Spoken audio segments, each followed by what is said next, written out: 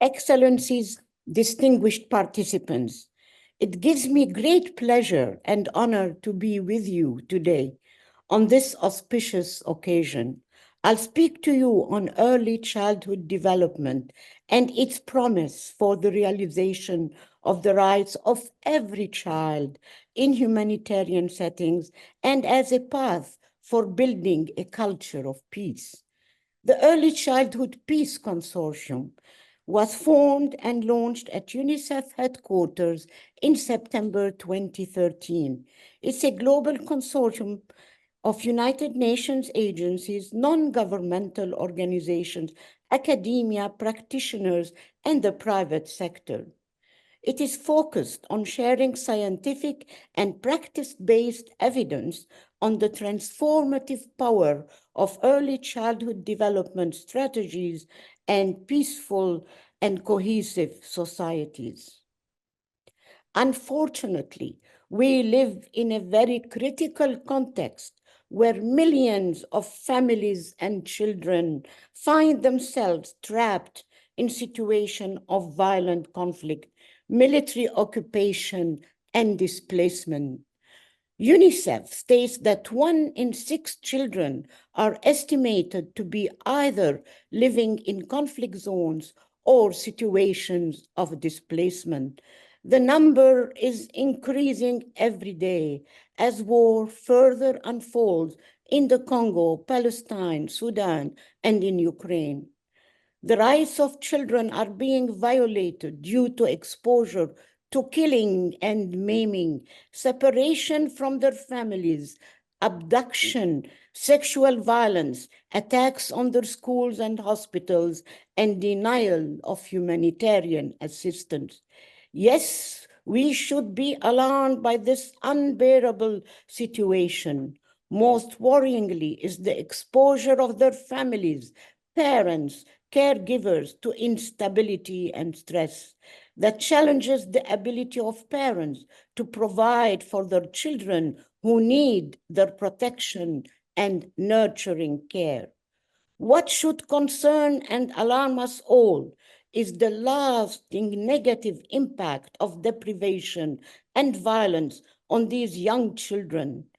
Exposure to toxic stress and adversity at an early age is related to a broad range of negative outcomes that can occur across the lifespan, which can further lead to self-perpetuating cycles that continue for generations to come.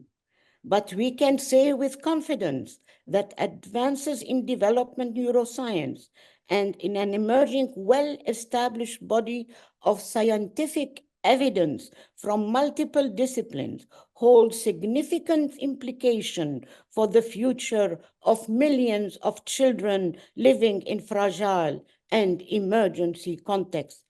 Excellencies, distinguished participants, the good news and hope are that this is emerging science heralds a new era with windows of opportunity through the investment in the positive early development of young children and their protection, and as a path to sustaining peace at home, in the community, and in society.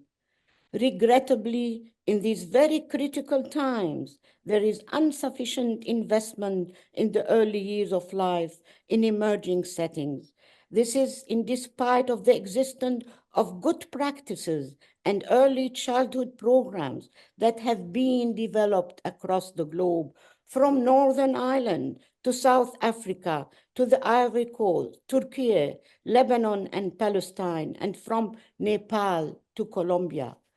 I have heard firsthand and have read many heartwarming stories from parents and especially mothers who are participating in early childhood development programs. Some report having become more aware of the importance of early childhood development and that their families have become more harmonious and peaceful. The programs help millions of children reach their development potential. A mother participating in a women groups in an early childhood development center recently said, "The group helped me to forget the war. We are all together. We won't fight. Now my kids are in safety. We can be at peace." Excellencies, distinguished participants, yes, we must together break the cycle of violence, deprivation, despair, and protect children and their families from the impact of war and armed conflict. To do this, we must together raise the voices of resilient families, parents, and their children so that they echo throughout the world and in the conference rooms of the United Nations. Let them tell their stories of sacrifice and determination and to take their hopes and dreams in hand to forge a better future for themselves and their children. Engage with governments, policymakers, and the international community to uphold the undermined rights of young children and to mobilize increased investment in the early years of life to mitigate the immediate and long-term impact of humanitarian crises on young children and to build a strong foundation for peace. Ensure that early childhood development programs and services are recognized as life-saving and continued throughout the humanitarian response.